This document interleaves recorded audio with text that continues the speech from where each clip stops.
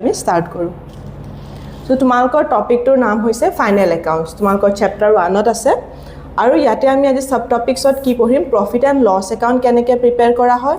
profit and loss appropriation account and then balance sheet কেতিয়া কি কাৰণে এইবোৰ প্ৰিপেয়াৰ কৰা হয় আৰু কোনবোৰ বস্তু আমি ৰেকৰ্ড কৰিম মই সেইখিনি তোমালোকক আজি ডিটেইলছত এক্সপ্লেইন কৰি দিম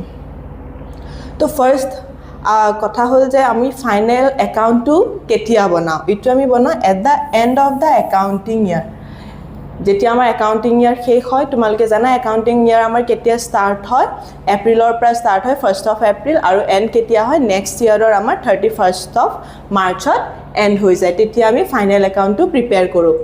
আৰু ফাইনেল একাউণ্টে আমাক কি দেখায় ফাইনেন্সিয়েল পজিশ্যন আৰু financial performance and financial position of a কোম্পানীটোৰ ফাইনেন্সিয়েল পজিশ্যন কেনেকুৱা আছে সেইটো আমি গম পাওঁ by analyzing final accounts ঠিক আছে ইয়াৰে মেইন কম্পোনেন্টস কি হয় profit and loss appropriation account profit and loss account profit and loss appropriation account and then balance sheet